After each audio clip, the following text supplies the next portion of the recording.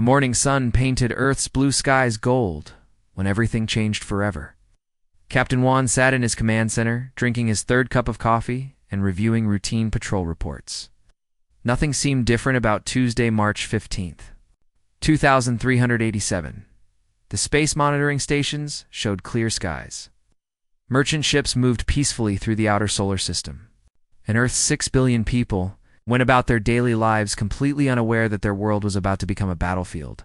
Then the sensors screamed, "Sir, we have massive contacts dropping out of hyperspace." Technician Lee shouted from his station, his voice cracking with disbelief. 12. No, 15. Captain, I count 27 ships, and they're huge. Captain Juan rushed to the main display, his coffee mug forgotten and crashing to the floor. What he saw made his blood run cold. Enormous alien warships, each one the size of a city, hung in Earth's orbit like dark metal mountains against the stars. Their hulls were black as space itself, covered in strange geometric patterns that seemed to shift and move in the light. These weren't the sleek, friendly vessels humans had imagined in their dreams of first contact. These were weapons of war. "Get me Commander Deho immediately," Juan ordered, his hands steady despite the fear clawing at his chest. "And wake up. Dr. Nari, we need our best people on this now." Within minutes, the command center filled with Earth's top military leaders and scientists. Commander Deho, a stern man with gray hair and sharp eyes, studied the alien fleet with the cool calculation of a career soldier. Dr. Nari, still in her lab coat and looking exhausted from another late night of research, ran calculations on her tablet with trembling fingers. "Their technology is at least 500 years ahead of ours," Dr. Nari whispered, her voice barely audible. "Captain, these ships could destroy our entire fleet without taking a scratch." Before anyone could respond, every screen in the command center flickered and changed. The face that appeared was nothing like the aliens humans had imagined. Supreme Commander Vexstar looked almost human, but wrong in ways that made everyone's skin crawl. His skin was pale gray, his eyes were too large and completely black. And when he smiled, his teeth were sharp like a shark's. Primitive creatures. Of the third planet, Vexstar's voice was cold and mechanical, speaking perfect English with no emotion. "I am Supreme Commander Vexstar of the Vorthan Empire. Your pathetic species has been selected for service in our mining operations across the galaxy. You will surrender immediately and prepare your population for transport to our work camps." Command center fell silent. Captain Juan felt every eye in the room turning to him. This wasn't just a military decision anymore. This was about the future of humanity itself. "We are prepared to be reasonable," Vexstar continued, his black eyes staring directly through the screen as if he could see into their souls. "Submit now, and we will allow your leaders to live as overseers of your people. Resist, and we will demonstrate why no species in the galaxy defies the Vorthan Empire." Captain Juan stood up slowly, his legs feeling like lead. He had trained for alien contact scenarios, but never like this. Never with humanity's survival hanging in the balance. He looked at Commander Deho, who gave him a slight nod. He looked at Dr. Nari, who had tears in her eyes, but stood tall with determination. "Supreme Commander Vexstar," Captain Juan said, clearly his voice carrying across the command center and out to the alien fleet. "Oh." "I speak for Earth's United Council and all of humanity. We appreciate your ... offer, but we must respectfully decline. Earth is our home, and we will not abandon it or our freedom." The silence that followed lasted only seconds, but it felt like hours. Then Vexstar did something that chilled everyone to the bone. He laughed. It was a sound like breaking glass, completely without humor or warmth. "Fascinating," Vexstar said, his shark teeth gleaming. "Your species is even more primitive than our scientists predicted. You actually believe you have a choice in this matter. Very well, we will provide you with a demonstration of reality." The screen went black. For a moment, everyone in the command center hoped the aliens had left. Then the sensors started screaming again. "Captain, they're charging weapons," Technician Lee shouted. "Energy readings are off the charts. All cities. This is Earth Defense Command." Captain Juan broadcast on every frequency. "Take cover immediately. This is not a drill. All civilians to emergency shelters now. The first beam of light struck Seoul. From space, it looked like a tiny flash, beautiful and bright. But that flash contained more destructive power than humanity had ever unleashed. In seconds, the city of 12 million people simply vanished, replaced by a crater of molten glass 5 miles wide. Tokyo was next. Then New York. Each death beam lasted only moments, but millions of lives ended with each flash. The command center watched in horror as 3 of Earth's greatest cities became smoking ruins. People of Earth, Vexstar's voice returned, no longer. Amuse, you have 72 hours to reconsider your position. Surrender completely, or we will demonstrate that those 3 cities were merely the beginning. Your species will learn that defying the Vorthan Empire has consequences. As the alien fleet settled into orbit, like vultures waiting for death, something unexpected happened in the command center. Captain Wan expected to see fear, despair, maybe even panic. Instead, he saw something that made his heart swell with pride and terror. He saw rage. Cold, calculated, determined rage. Commander Daeho's hands were clenched, so tightly his knuckles were white. Dr. Nari had stopped crying and was already pulling up defensive blueprints on her tablet. Around the room, every officer, every technician, every scientist had the same expression. The Vorthons had made their demonstration. They had shown humanity what they were capable of. But they had also made a fatal mistake. They had given humanity something to fight for, something to avenge, and something to prove. 72 hours, Commander Daeho said quietly, his voice like steel. Think that's enough time to surprise them?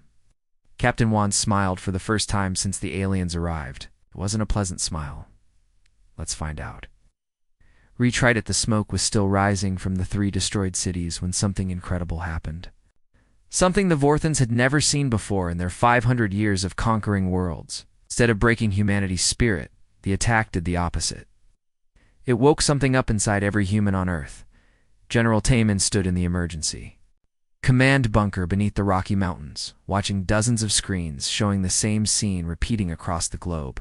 In every country, in every city, millions of people were volunteering for military service.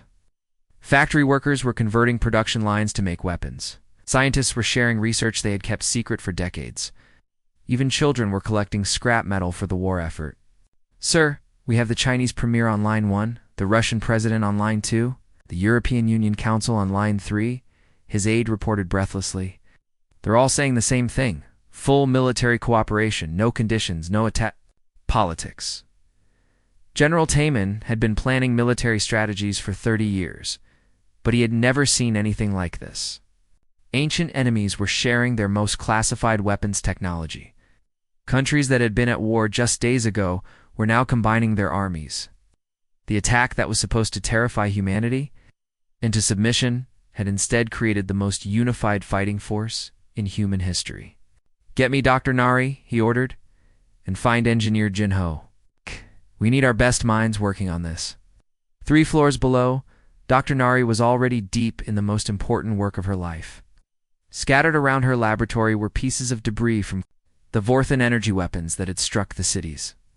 While most people saw only twisted metal and melted circuits, Dr. Nari saw something else entirely. She saw the key to humanity's survival. Jinho, look at this, she called to the young engineer working at the next table. Engineer Jinho was only 28, but he had a gift for understanding how things worked just by touching them. The power coupling on their weapon system, it's incredibly efficient, but look at the design pattern. Jinho examined the alien component under his microscope and suddenly grinned. Dr. Nari, this is amazing. They've built everything to be perfect, but that's also their weakness. Every component is exactly the same, following the same pattern. They don't adapt or modify anything. Exactly, Dr. Nari said, her eyes lighting up with excitement. Their technology is superior, but it's rigid. They can't think outside their own design parameters, but we can. Over the next 18 hours, Dr. Nara's team made breakthrough after breakthrough. They discovered that Vorthon technology was like a beautiful, complex machine that only worked one way. But human engineers could take those same components and make them work in ways the aliens never imagined. Ginho, What if we reverse the power flow here? Dr. Nari suggested, pointing to a circuit diagram. The Vorthons would say that's impossible, Jinho replied, his fingers already working on the modification. But impossible is just another word for we haven't tried it yet. The result was a weapon that used Vorthon energy technology, but fired in a completely different way. Instead of one powerful beam, it created a web of smaller beams that could target multiple enemies at once. The Vorthons had never seen anything like it because they had never thought to try it. Meanwhile, General Tommen was coordinating the largest construction project in human history. Every major city on Earth was being rebuilt underground, not just the military bases, but entire communities. Schools, hospitals, shopping centers, parks, everything was being moved below ground, where the Vorthon orbital weapons couldn't reach. Sir, the Japanese have finished their underground rail system, reported Major Kim. Travel time from Tokyo to Osaka is now 30 minutes through the tunnels. The Americans have completed their Rocky Mountain fortress, added Lieutenant Park. They Can house 50,000 people and manufacture weapons for a year without coming to the surface. And the Europeans? General Taman asked.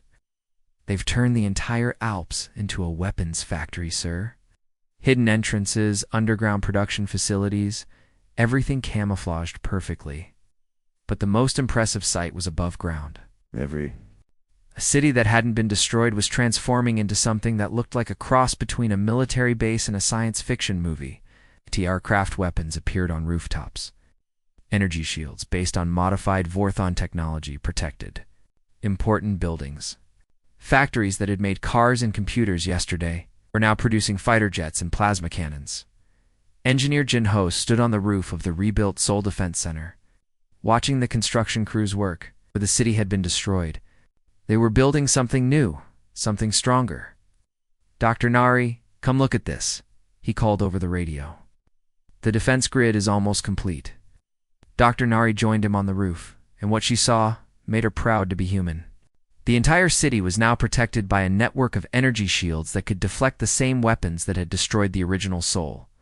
But more than that, shields were powered by generators that used Vorthon technology in ways the aliens had never considered. Jinho. We're not just defending ourselves, she realized. We're becoming something new, something they've never faced before. All across Earth, similar scenes were playing out. In the Amazon, tribes that had never seen modern technology were now helping to build camouflaged weapons platforms. In the Arctic, research stations were being converted into missile bases. In the Sahara Desert, solar panels were powering massive energy weapons that could shoot at targets in orbit. The Vorthons had given humanity 72 hours to surrender. As the deadline approached, General Taman received reports from every continent. The preparations were complete. Humanity was ready. Sir, we're receiving a transmission from the Vorthon fleet, his communications officer announced, demanding our surrender. General Taman looked around the command center at the faces of his staff. These weren't the same people who had watched in horror as their cities burned. These were warriors. These were humans who had been pushed too far and had decided to push back. Open a channel to the Vorthon fleet, he ordered. All frequencies. Want every alien up there to hear this. Communication system crackled too. Life General Taman could picture Supreme Commander Vexstar and his officers listening, expecting to hear humanity's desperate plea for mercy. Instead, they heard something that would haunt the Vorthon Empire for generations. This is General Tommen of the United Earth Defense Forces, he said clearly, his voice carrying to every corner of the planet and up to the alien fleet above. You gave us 72 hours to surrender. That time has passed. You destroyed our cities. You killed our people. You threatened our families. You thought this would make us afraid. He paused, letting the words sink in. You were wrong. We are not afraid. We are angry. And now we're ready. You want Earth? You think you can take our home and enslave our people? You think we're just primitive insects who will submit to your empire? General Taman smiled, and even through the radio, the Vorthons could hear the steel in his voice. Come and take it. The transmission ended. Round the world, humanity held its breath. In orbit, the Vorthon fleet began to move. The real war was about to begin. But this time, the Vorthons weren't facing a helpless, divided planet. They were facing something they had never encountered in 5 centuries of conquest. They were facing humanity united, humanity angry, and humanity, armed with their own technology, turned against them. The hunters were about to become the hunted. High above Earth, in the cold darkness of space, Spy Sujin floated silently inside her modified stealth pod, her heart pounding as she watched the massive Vorthon mothership growing larger through her tiny window. She had volunteered for the most dangerous mission in human history, infiltrating the enemy fleet to plant false information and steal their secrets. "Control, this is Ghost One," she whispered into her radio, using the code name that had made her famous in intelligence circles. "I'm approaching the target. Their security is just like we thought. They're so arrogant they barely have any guards." On Earth, Commander Daeho listened to her transmission with a mixture of pride and fear. Sujin was the best spy humanity had ever produced, but she was also like a daughter to him. He had trained her personally, watched her grow from a curious young recruit into the most skilled infiltrator in the defense forces. "Be careful, Ghost One," he replied softly. "Remember, if they catch you, we lose everything." Sujin's pod attached to the Vorthon ship's hull with a barely audible click. Using tools reverse-engineered from their own technology, she cut through their armor like it was paper. The Vorthons had never imagined that a primitive species could turn their own science.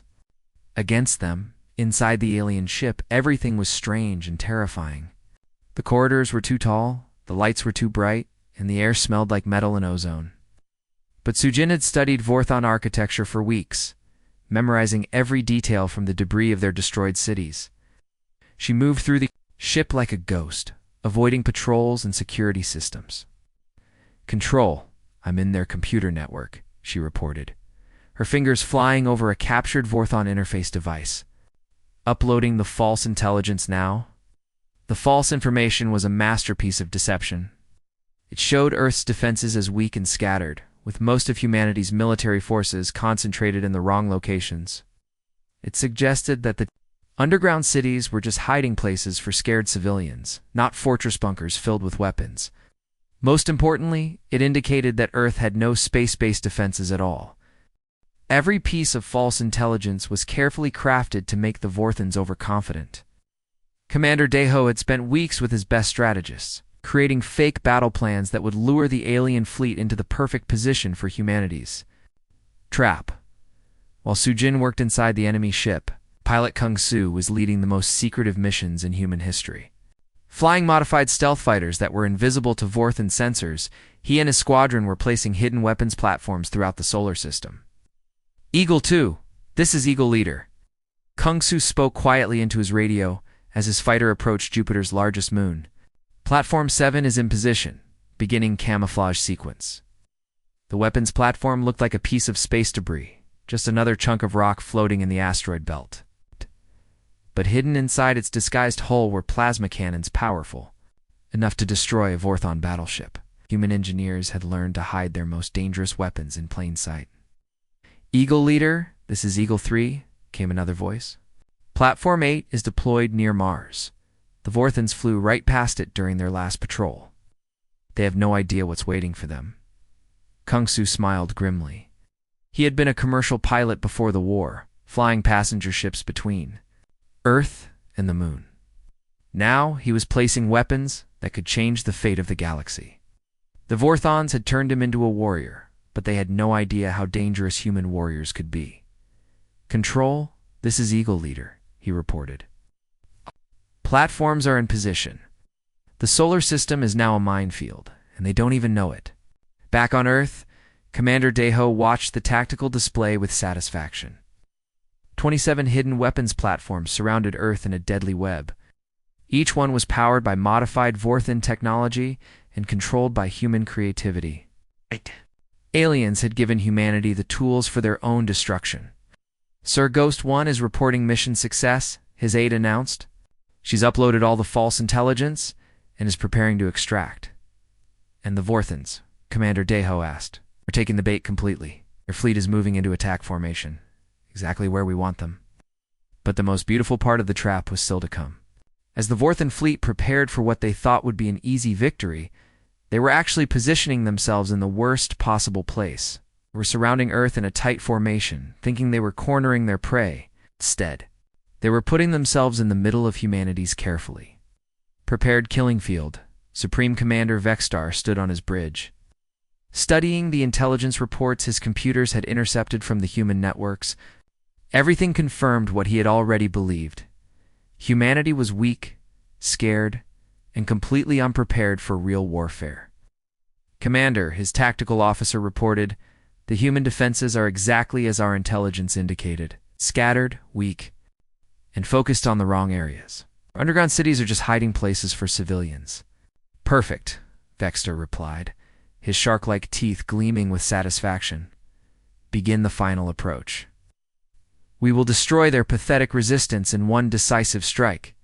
What the Vorthons didn't know was that every piece of intelligence they had received was false. The reports showing weak defenses were lies. The data indicating scared civilians were fabrications. The readings showing no space-based weapons were completely wrong, as the Vorthon fleet moved into position around Earth. They were actually walking into the most sophisticated trap in military history. Hidden weapons platforms tracked their movements.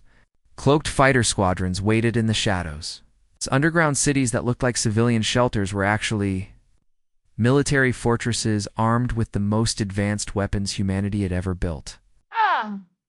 Sir, the enemy fleet is in position, reported Lieutenant Park from the Tactical Center. All weapons platforms are armed and ready. Fighter squadrons are standing by. Commander Deho looked at the display showing the Vorthon fleet. They were arranged in a perfect circle around Earth, their ships close together for maximum firepower. It was exactly what he had hoped for. In trying to surround humanity, they had actually surrounded themselves. Ghost One, are you clear? He asked. Affirmative, Control, came Sujin's voice. I'm back in my pod and clear of the target. The Vorthons are completely focused on Earth. They have no idea what's coming. Eagle Leader, report status, Commander Deho continued. All platforms are active and targeting solutions are locked, Kung Su replied. The enemy fleet is in the perfect position. They can't escape without flying directly into our crossfire. Commander Deho took a deep breath.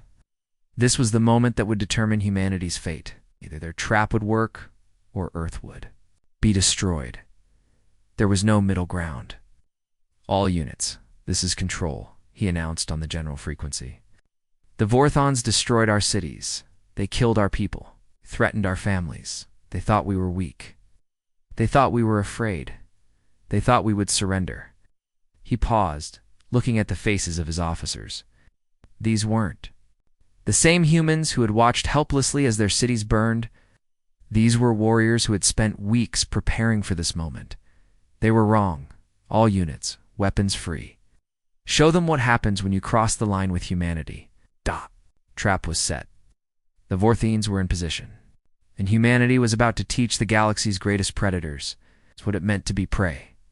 The real war was about to begin, the moment Commander Deho gave the order. Space around Earth erupted into a deadly light show that would be remembered.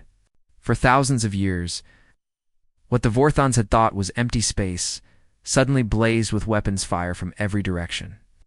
Hidden platforms that had looked like asteroids revealed themselves as humanity's most powerful weapons. The trap was sprung, and the galaxy's greatest predators found themselves becoming prey. Captain. Juan gripped the controls of his fighter as he dove straight toward the largest Vorthon battleship, his squadron of 20 fighters following behind, him like a pack of wolves. His ship was small compared to the massive alien vessel, but it was fast, agile, and piloted by someone who had nothing left to lose. Dragon Squadron, this is Dragon Leader, he called over the radio, his voice calm. Despite the chaos around him, remember, these are the monsters who killed our families. Show them what human rage looks like. The Vorthon battleship's defensive guns opened fire, filling space with deadly energy beams. But Captain Juan and his pilots didn't try to avoid the weapons. Instead, they did something the Vorthons had never seen before in 5 centuries of warfare. They used the chaos to their advantage, weaving through the enemy fire like dancers in a deadly ballet. Dragon 3, Dragon 7, Break left and hit their shield generators, Captain Wan ordered. Dragon 5, with me. Down their throat, Vorthan ship's commander watched in disbelief as the human fighters approached. In every previous battle, enemy pilots had tried to stay as far away as possible while fighting. These humans were flying directly into the most heavily defended areas of his ship, acting like they didn't care if they lived or died. "Sir, the human fighters are using kamikaze tactics," his tactical officer reported, fear creeping into his voice. "They're willing to sacrifice themselves to damage our ship." But Captain Wan wasn't planning to die. He was planning to win. At the last possible second, he pulled his fighter into a spinning maneuver that took him under the battleship's main guns. His weapons, powered by modified Vorthan technology, tore through the alien ship's armor like paper. "Dragon Leader to all units," he announced with grim satisfaction. "Their armor is strong, but Dr. Nair's modifications work perfectly. These weapons can cut through anything they've got." Throughout the battle zone, similar scenes were playing out. Strike Team Leader Minsu led his assault ships in attacks that defied everything the Vorthans understood about space combat. Instead of fighting at long range like civilized warriors, the humans were getting close enough to board enemy ships. "Strike Team Alpha, prepare for boarding action," Minsu commanded, as his ship slammed into the side of a Vorthon cruiser. "Remember, they showed no mercy to our people. We show them what human justice looks like." The boarding tubes extended, cutting through the alien hull with plasma torches. Within seconds, Minsu and his team were inside the enemy ship, moving through corridors that had been designed for creatures much taller than humans. But what they lacked in size, they made up for in fury. The Vorthon crew had never faced anything like human soldiers in close combat. For centuries, they had fought enemies who used similar tactics and weapons. Space battles were conducted according to established rules, both sides trying to destroy each other from a safe distance. But humans didn't follow the rules. They fought with an emotional intensity that terrified the supposedly superior aliens. When Strike Team Leader Minsu kicked down the door to the ship's bridge, the Vorthan officers actually stepped backward in fear. "Surrender your ship," Minsu demanded, his weapon trained on the alien captain. "You have 10 seconds to decide." The Vorthon captain had commanded warships for 50 years. He had conquered dozens of worlds and defeated countless enemies. He had never faced an opponent who looked at him with such cold, determined hatred. The human's eyes promised death, and the captain suddenly understood that these weren't just soldiers fighting for victory. These were humans fighting for revenge. "We. We surrender," the captain whispered, his weapon clattering to the floor. Back on Earth, Dr. Nari watched the battle from her command center, monitoring the performance of her hybrid weapon systems. The results were better than she had dared to hope. The Vorthan's technology was superior, but it was also predictable. Their shields were designed to stop energy weapons that behaved in specific ways. But her modified weapons behaved differently, creating energy patterns the alien defenses couldn't handle. "Dr. Nari, this is incredible," her assistant reported, staring at the tactical display. "Your weapons are cutting through their shields like they're not even there." "Simple physics," Dr. Nari replied, but her voice was filled with satisfaction. "They built their defenses to stop their own weapons. They never imagined someone would take their technology and use it in ways they never thought possible."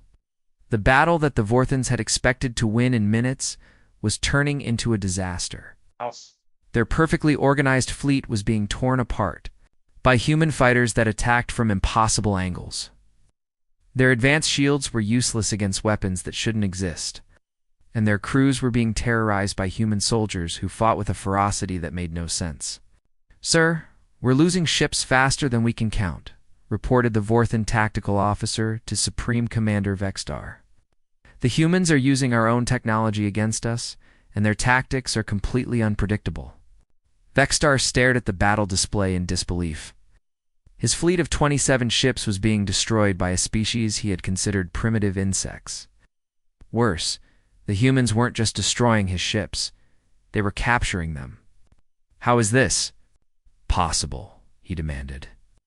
"How can a species that has never left their own solar system be defeating us?" The answer came from Strike Team Leader Minsu, who was now in command of his third captured Vorthan ship. "Control, this is Strike Team Alpha. We have secured another enemy vessel. Ships are incredibly advanced, but their crews have never faced real warriors before." Captain Juan's voice joined the conversation. "Control, Dragon Squadron has disabled 2 more battleships. The enemy is retreating, but our captured ships are faster than theirs. We're pursuing and capturing their stragglers." What the Vorthans were discovering was that humans didn't just fight to win. They fought with an emotional intensity that made them seemingly unstoppable. Every human pilot remembered the burning cities. Every human soldier carried the memory of friends and family killed in the initial attack. They weren't just fighting for victory, they were fighting for justice. "This is impossible," Vextar muttered as he watched another of his ships fall to human forces. "They're supposed to be afraid of us. They're supposed to surrender when they see our power." But humanity had learned something the Vorthons didn't understand. Fear could be a weapon, but anger was stronger. And humans who were angry enough didn't just fight harder, they fought smarter. Dr. Nari's modified weapons continued to tear through Vorthon defenses. Captain Juan's fighters continued to dance through enemy fire like they were born in space. Strike Team Leader Minsu's soldiers continued to board enemy ships and capture them with tactics the aliens had never seen before. By the end of the first day of battle, the mighty Vorthan fleet had been reduced to scattered survivors fleeing toward the outer solar system. But they weren't escaping. They were being hunted by human pilots flying captured Vorthan ships, using the aliens' own superior technology against them. "Sir, we need to retreat," the Vorthon tactical officer pleaded. "We've lost 18 ships, and the humans are still coming." Vextar looked at the display showing human fighters pursuing his retreating fleet. These weren't the primitive insects he had expected to crush. These were predators who had been awakened by his attack on their world.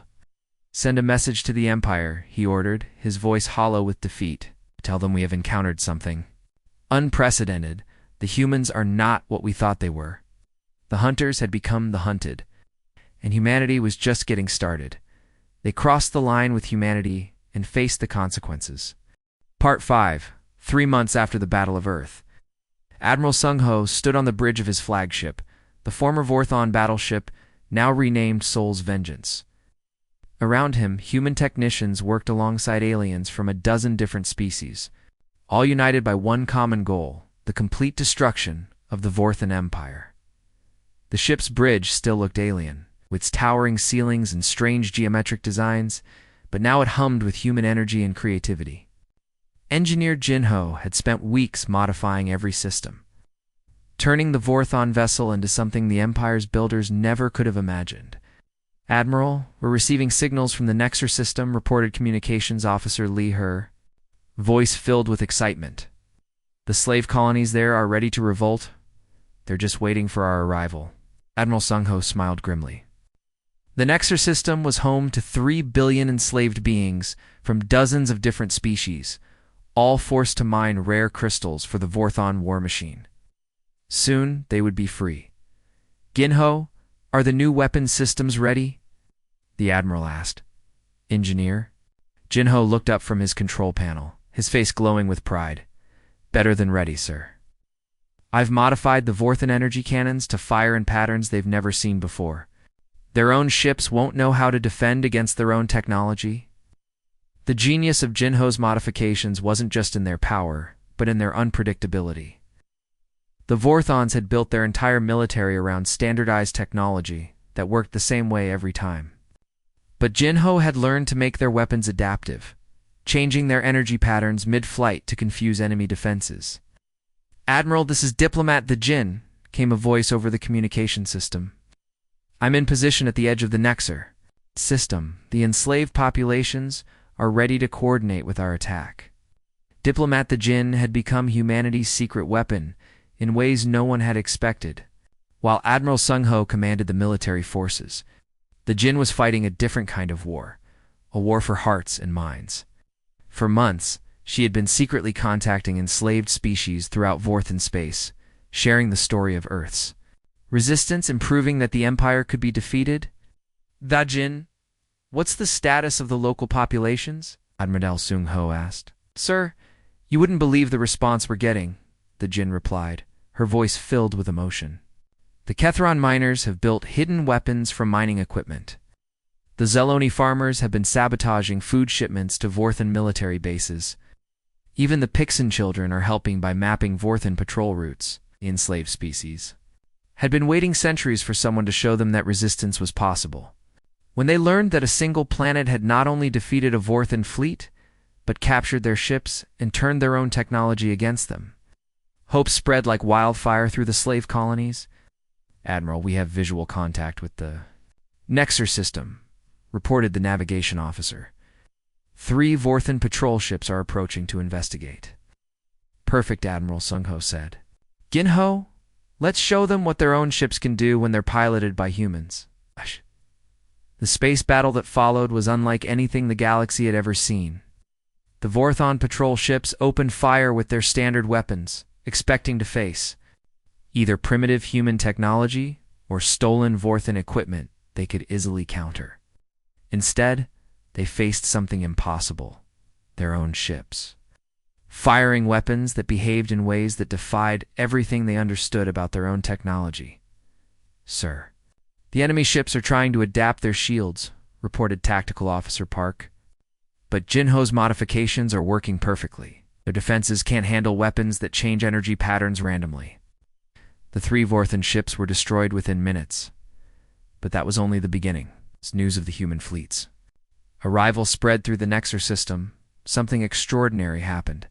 The enslaved populations didn't wait for rescue. They rose up on their own. Admiral, we're receiving reports from all 3 planets, the Jinn announced, her voice barely containing her excitement. The slave colonies are in open revolt. They're using mining equipment, farming tools, anything they can find as weapons. The Vorthan garrison forces are completely overwhelmed. Engineer Jin-Ho monitored the tactical displays with satisfaction. His modified sensors could detect the chaos spreading across the Vorthan-controlled worlds. Sir, the Vorthans are trying to call for reinforcements, but I'm jamming their communications with their own equipment. They can't even send a distress signal. The liberation of the Nexer system took only 6 hours. But more importantly, it established a pattern that would be repeated throughout Vorthon space. Humanity didn't come as conquerors. They came as liberators, offering freedom to species that had been enslaved for generations. The Jinn began broadcasting our message to the surrounding systems, Admiral Sung-Ho ordered. Let every slave world know that the Vorthan Empire can be defeated. Diplomat the Jinn's message was simple but powerful. She spoke directly to the enslaved populations in their own languages. Languages she had learned from refugees who had escaped to human space. Her words carried the promise of freedom and the proof that resistance was possible. People of the galaxy, she began, her voice carrying across dozens of star systems. The Vorthans told you that resistance was impossible. They told you that. Their empire was eternal. They were wrong. We are humans from a small planet called Earth. 3 months ago, the Vorthons destroyed our cities and demanded our surrender. Instead, we fought back. We captured their ships, turned their own technology against them. And now we offer you the same choice we made, freedom or slavery. The choice is yours. The response was immediate and overwhelming. Within days, slave revolts began erupting across the galaxy. It's Kethron mining worlds, the Zeloni agricultural planets, it's the Pixan manufacturing centers. Everywhere the Vorthons had planted their flag, enslaved populations began rising up against their oppressors. But the most devastating blow to the Empire came from an unexpected source. Engineer Jin-Ho had been studying captured Vorthon computer systems, learning how their technology really worked. What he discovered changed everything. Admiral, you need to see this, Jin-Ho called from his workstation, his voice filled with amazement. The Vorthon's entire fleet operates on a centralized control network. Every ship, every weapon, every defense system is connected to their home world. What does that mean? Admiral Sung-Ho asked. It means I can turn their own technology against them on a massive scale, Jin-Ho explained, his fingers flying over the alien controls. I can make their ships malfunction, their weapons fail, their shields collapse, all from right here. The virus that Jinho created was a masterpiece of human creativity applied to alien technology. It spread through the Vorthon network like a plague, causing their ships to turn on each other, their weapons to fire randomly, and their defenses to shut down at critical moments. "Sir, we're receiving reports from across the galaxy," Communications Officer Lee announced, her voice filled with disbelief. "Vorthon fleets are destroying themselves. Their own ships are firing on their own bases. The Empire's communication network is collapsing." Admiral Sung Ho watched the tactical display as red markers representing Vorthon military assets began disappearing, one by one. The mighty empire that had conquered hundreds of worlds was being destroyed by its own technology, turned against it by human ingenuity. "The Jin, are you monitoring the civilian communications?" he asked. "Yes, sir," Diplomat the Jin replied, tears of joy in her voice. "Liberation fleets are forming in every system. Former slaves are capturing Vorthon ships. In joining our cause, the Empire isn't just losing control, it's being torn apart from within. World after world fell to the human-led coalition. But unlike the Vorthon conquests, these victories brought freedom instead of slavery. Liberated planet became a beacon of hope for others still under Imperial control. The Vorthines, who had once been the galaxy's greatest nightmare, now found themselves living in terror. Their own technology had been turned against them. Their slaves had become their enemies. And leading it all was a species they had dismissed as primitive insects. "Sir, we're receiving a transmission from Vorthon High Command," reported the communications. "Officer, they're requesting negotiations." Admiral Sung Ho looked at the message, then at the faces of his crew. Humans and aliens working together, united by their shared hatred of oppression. "Tell them we'll consider their surrender," he replied. "But first, they need to release every slave in their empire." The hunters had become the hunted, and now they were about to become the extinct. They crossed the line with humanity and faced the consequences. Part 6 months after the first Vorthon ship had appeared in Earth's orbit, Supreme Commander Vexstar stood in chains before the Galactic Liberation Council. His black eyes no longer filled with arrogance, but with the hollow look of complete defeat. The being who had once commanded fleets that terrorized entire star systems now wore the simple gray uniform of a war criminal. His shark-like teeth no longer gleaming with confidence, Captain Wan, now promoted to Supreme Admiral of the Galactic Liberation Fleet, sat at the head of the council table. Around him were representatives from dozens of species that had been freed from Vorthon slavery. The irony was not lost on anyone in the room. The primitive insects now held the fate of their former oppressors in their hands. "Supreme Commander Vexstar," Captain Wan began, his voice carrying the weight of billions of dead across the galaxy. "You stand accused of genocide, slavery, and crimes against every civilized species in this galaxy. How do you answer these charges?" Vexstar's voice, once commanding and filled with cruel authority, now came out as barely a whisper. I was following the traditions of the Empire. We believed we were bringing order to chaos. Order." Strike Team Leader Minsu stood up from his seat among the council members, his face burning with anger. "You call the murder of entire worlds order? You call slavery civilization?"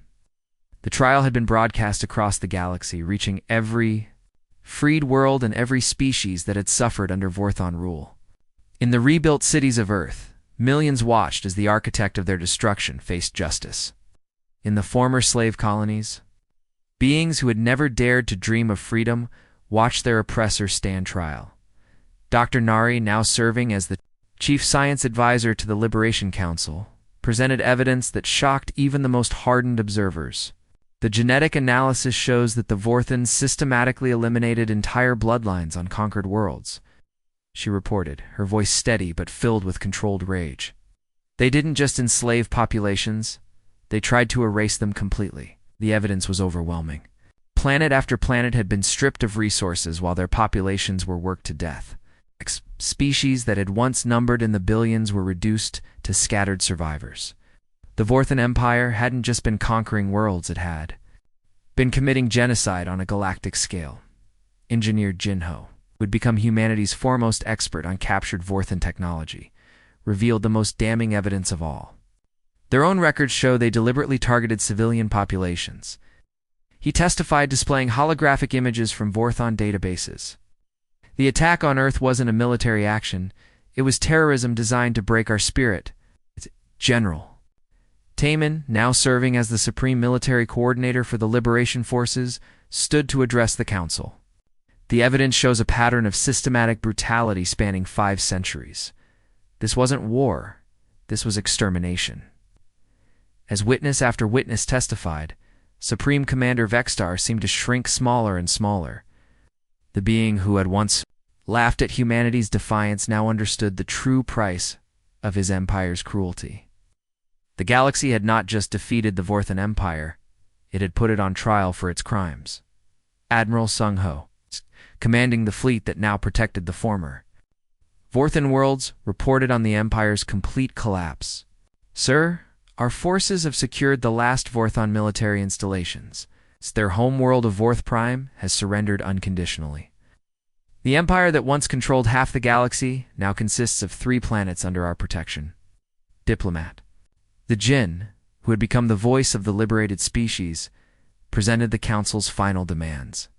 The terms are non-negotiable, she announced, her voice carrying to every corner of the galaxy. Complete dismantling of all Vorthon military forces. Liberation of every remaining enslaved being. Reparations to be paid to all victims of imperial aggression. Trials for every Vorthon officer involved in war crimes. You cannot destroy us completely. Vexstar suddenly spoke, his voice cracking with desperation. We are still a civilization. We have families, children who had nothing to do with the Empire's actions. Captain Wan leaned forward, and for a moment, everyone in the chamber could see the weight of command on his shoulders. Commander, did you consider our children when you destroyed our cities? Did you think about our families when you threatened to exterminate our species?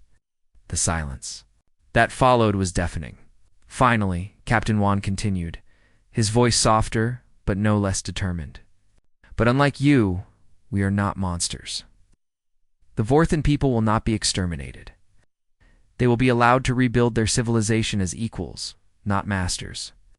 Spy Su Jin, who had infiltrated the first Vorthon ships and started the intelligence war that led to their downfall, stood to deliver the final judgment. The Council has reached its decision. Supreme Commander Vexstar, you are found guilty on all charges. You are sentenced to life imprisonment on the prison world of Kepler 4 for 2B, where you will live among the survivors of the worlds you destroyed. As security officers led Vexstar away in chains, the former Supreme Commander looked back at Captain One last time, how? He whispered. How did insects defeat an empire?